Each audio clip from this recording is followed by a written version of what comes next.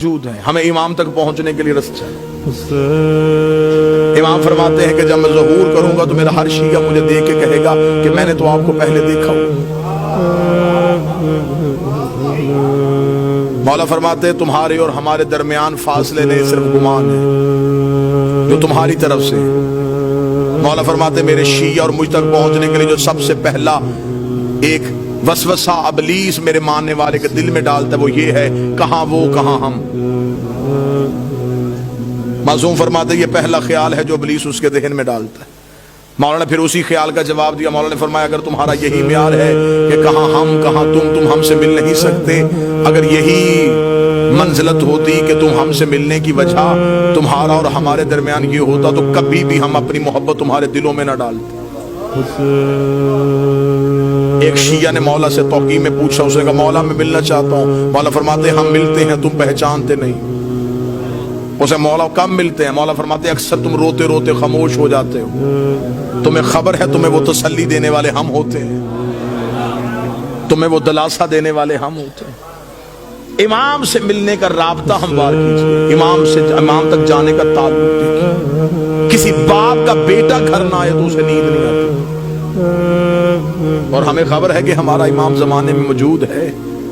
ہم میں سے کون ہے جو امام کو ڈھونڈنے کی کوشش کرتا ہے؟ اب ایک لمحے کے لیے یہ گفتگو سنجیدہ پہلو میں آئے گی، لیکن مجھے آپ سے 4 دن سے داد بھی لے چکا ہوں، دعا بھی لے چکا ہوں۔ یہ پیغام ہے اللہم صلی علی محمد و آل محمد۔ میں نے گھر کی مجلس میں بھی یہ گزارش کی تھی کہ کہیں ہمارا یہ امام کو بلانا کہیں یہ کوفے والا خط تو نہیں۔ خطوط تو کوفیوں نے بھی لکھے تھے امام کو بلانے کے لیے۔ ہمیں امام سے صرف امام کا انتظار نہیں کرنا، امام کے رستے کو ہموار بھی کرنا۔ توجہ آپ صاحبان فرمائیں گے سب۔ ہمیں امام کا صرف انتظار نہیں، رستہ بھی ہموار کرنا ہے، امام سے ملاقات بھی کرنی ہے۔ امام نے تو اپنا ایڈریس بتا دیا کہ میں کب اور کہاں ہوتا ہوں۔ اب اس سے زیادہ امام کو کون شیعہ ہے جو کہے کہ مجھے اب ڈھونڈنے میں مشکل ہے؟ امام نے فرمایا ہفتہ والا دن مجھے ڈھونڈنا ہو تو مسجد کوفہ میں ہوں، اتوار کو میں مسجد سہلہ میں ہوں، سوموار کو میں بقیہ کی قبروں پہ ہوتا ہوں، پھر میں مسجد جمکران میں ہوتا ہوں، شب جمعہ میں کربلا میں ہوتا ہوں، جمعہ میں امیر المومنین کے حرم میں ہوتا ہوں۔ مولا فرماتے طواف کعبہ کرتے ہوئے کعبے پہ سیدھی بارش ہو رہی ہو اور مزاب رحمت سے پانی نیچے آ رہا ہو تو سمجھ لینا تمہارا امام طواف میں ہے۔ اب اس سے زیادہ آسان نشانیاں کون بتائے؟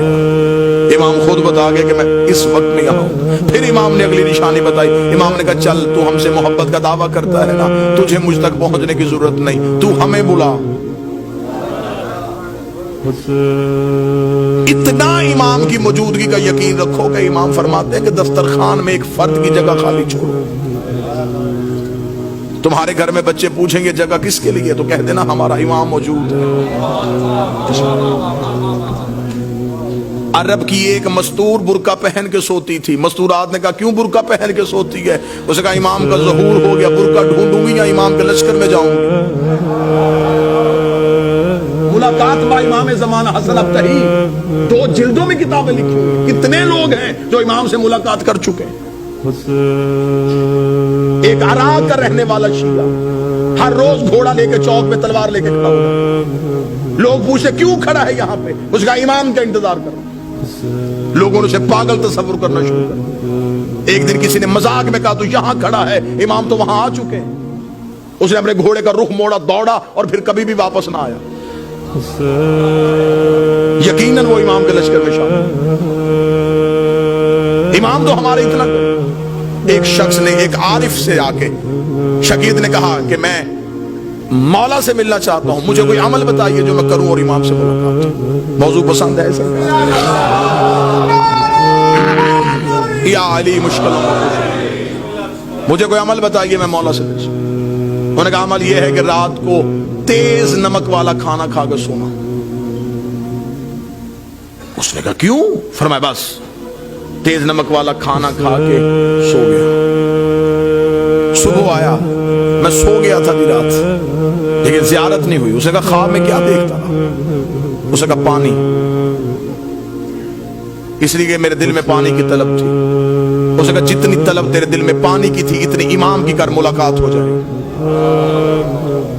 شدت پیدا کر امام سے ملنے کی، خواہش پیدا کر امام سے. ایک شخص کو خبر ہوئی کہ کربلا میں مولا امام حسین کے حرم میں جو 40 روز زیارت عاشورہ پڑھے امام اس سے مل لیتے. اور یہ آج بھی ہے، منقول ہے روایات میں کہ حرم امام حسین میں زیارت عاشورہ کا 40 روز کا عمل کیا جائے تو امام مل لیتے. وہ 40 روز زیارت عاشورہ کا عمل کرنے کے لیے چلا گیا. جیسے جیسے دن گزرتے گئے ذہن میں اعتماد ختم ہوتا رہا کہ نہیں، ملاقات نہیں ہو سکتی، میں اس قابل نہیں ہوں، میں گنہگار ہوں، وہ مجھ سے نہیں ملیں گے. بس یہ اعتماد کم ہوتا گیا. دن قریب آنے شروع ہو گئے. ذہن میں آیا گھر واپس چلا جاؤں، بچے اکیلے ہو گئے، کاروبار تباہ ہو رہا ہوگا. گھوڑے پہ بیٹھا اور حدود حرم سے نکلا. جب وہ کربلا سے نکل رہا تو گھوڑا سوار اس کے ساتھ چلا. گھوڑا سوار کی آواز آئی کہاں جا رہا ہے؟ کہنے لگا کوفہ.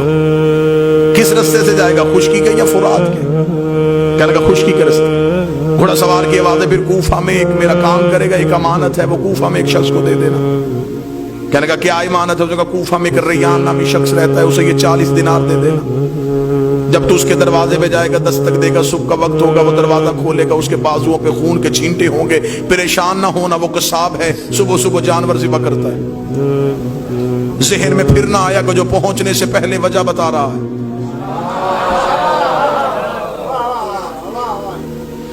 اور یہ مولا سے ملاقات کا عارفین کہتے ہیں کہ سب سے پہلا جو کام ہوتا ہے جب مولا سے ملاقات ہوتی ہے، سب سے پہلے دماغ کی سوچیں وہیں پہ رک جاتی ہیں. یہ حجت سے ملاقات کی سب سے بڑی نشانی ہے.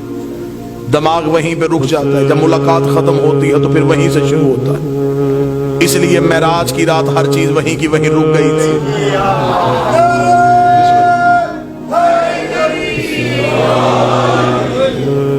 اب جب گھوڑا سوار واپس پلٹا تو اس نے آواز دے کے کہا، اس نے کہا اگر وہ پوچھے یہ کس نے دیے ہیں تو اپنا نام تو بتائیے. گھوڑا سوار کی آواز ہے کہہ دینا بقیہ نے دیے. میرے مالک کا لقب ہے بقیت اللہ. چلا گیا، جا کے کوفہ میں صبح پہنچا. اسی قصاب کے دروازے پہ دستک دی، اندر سے وہی شخص نکلا، بازوؤں پہ خون کے چھینٹے. دیکھیں گا مجھے خبر ہے تو صبح صبح جانور ذبح کر رہا ہے. کہاں سے آیا؟ کہنے لگا کربلا سے آیا ہوں. تو میرے دروازے پہ کیوں آیا ہے؟ میرے پاس تیری ایک امانت ہے، یہ 40 دینار کسی نے کربلا سے دیے، اسے کر ریان کو دے دینا. آنکھیں کھلی کی کھلی رکھ، رک یہیں پہ. اندر گیا، لباس تبدیل کیا، وضو کر کے باہر آیا. کہنے لگا زحمت ہوئی تجھے میرے دروازے پہ، میں معذرت چاہتا ہوں، تجھے اپنے دروازے پہ روک کے رکھا. میں لباس تبدیل کر چکا ہوں، وضو کر چکا ہوں. تھوڑی دیر کے لیے گھوڑے سے اتر، مجھے وہ آنکھیں چومنے دے جس سے تو نے مولا کو دیکھا ہے. مجھے وہ ہاتھ چومنے دے جس سے تو نے مولا کو ہاتھوں کو ہاتھ لگا. یہ پریشان ہوگا تھا کون سے مولا ہے؟ اسے کہا یہ کیا تمہیں صاحب العمر نے نہیں دی گئی؟ کیا لگا کون سے صاحب العصر؟ کیا وہ امام زمان تھے؟ اسے کہا تو وہاں مل کے آیا، تجھے پتہ ہی نہیں؟ مجھے جو جب بھی کوئی مشکل ہوتی ہے میں انہی کو بلاتا ہوں. میں نے تو ابھی رات کو کہا تھا مولا 40 دینار کا قرضہ ہے، مجھے واپس دینا ہے. صبح سے پہلے اس نے واپس بھیج دیا.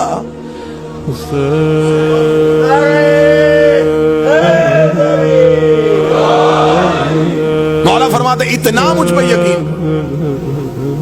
جب تمہارا یقین اتنا بڑھ جائے گا پھر تم اپنی مشکل کسی کو بتاؤ گے نہیں. اب یہ محبت کا معیار ہے. امام فرماتے میرے شیعوں مجھ سے رات کو سرگوشیاں کیا کرو. سرگوشی کیا، تکیے کے سر رکھ کے اپنے دکھ مجھے سنایا کرو. امام فرماتے تو تکیے پہ سر رکھ کے مجھے اپنے دکھ سنا کے سو جا. صبح کا سورج طلوع ہونے سے پہلے تیرے دکھ نہ ٹالوں، مجھے بطول کا لال نہ کہنا. تو مجھ پہ اعتماد تو کرو، تو مجھ پہ یقین تو کرو، تو مجھ تک پہنچنے کا رستہ تو تلاش کرو. امام فرماتے ہیں میرا شیعہ وہ ہے جو میرا ظہور ہر روز مانگے.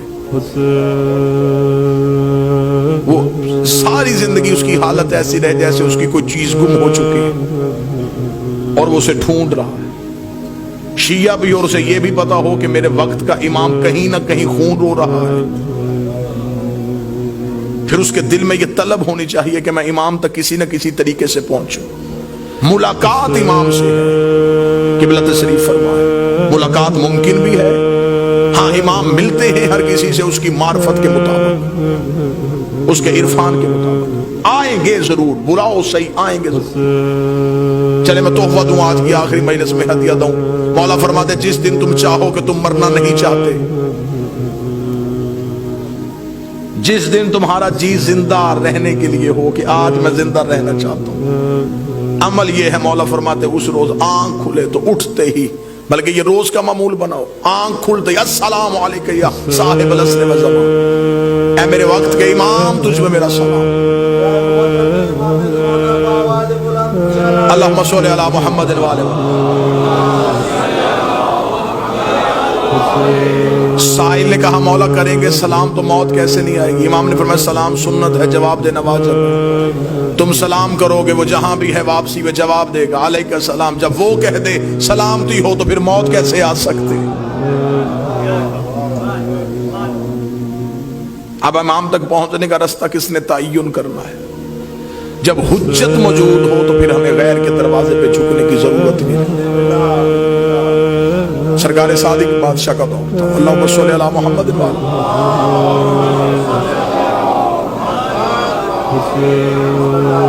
एक शख्स ने गुस्से में अपनी औरत को तलाक दे दी।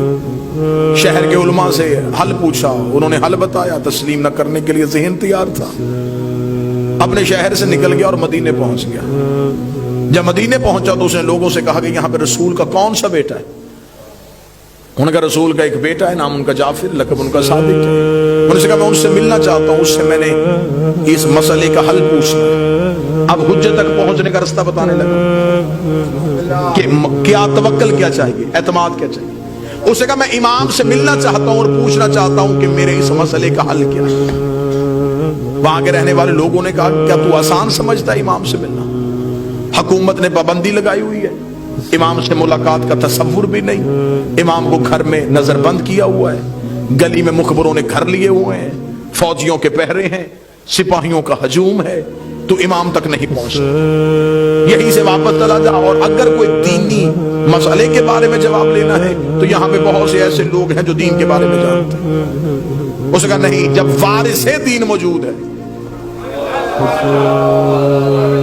तो फिर मैं क्यों किसी के पास जाऊं? उन्होंने कहा फिर तो उनसे तो नहीं मिल सकता, उनसे तो मिलने पे पाबंदी है। मैं वाकया पढ़ता जाऊंगा और आपने आज के दौर में इसे देखते चले जाना, ये कहां कहां निशानियां दे। उसने कहा जब इमाम मौजूद है तो मैं क्यों पूछूं, मैं इमाम तक पहुंचूंगा। उन्होंने कहा फिर तो इमाम से तो नहीं मिल सकता क्योंकि उनसे मिलने पे पाबंदी है। उसने कहा पाबंदी बता रही है कि ये सच्चा है, इसलिए कि झूठ पे कभी पाबंदी नहीं होती, पाबंदी हमेशा हक पे होती है। लिहाजा मैं इमाम तक पहुंचूंगा, हर सूरत पहुंचूंगा। अब ये जब भी उस गली में दाखिल हो, फौजी रोके, सिपाही रोके, खौफ में आ जाए, डर जाए, वापस आ जाए। एक किताब में रवायत है 1 माह, एक में रवायत है 3 माह तक मदीने के पाए एक सवाल के जवाब के लिए इमाम के शहर में मौजूद मुसलसल मदीने में फिरता रहा। सिर्फ एक ही मकसद, इमाम से मुलाकात हो जाए, इमाम से मुलाकात हो जाए, इमाम से मुलाकात। और इमाम मौजूद है और मुलाकात। अब थक गया, मदीने के बाहर बैठा था और यूं शहर की तरफ देख रहा था।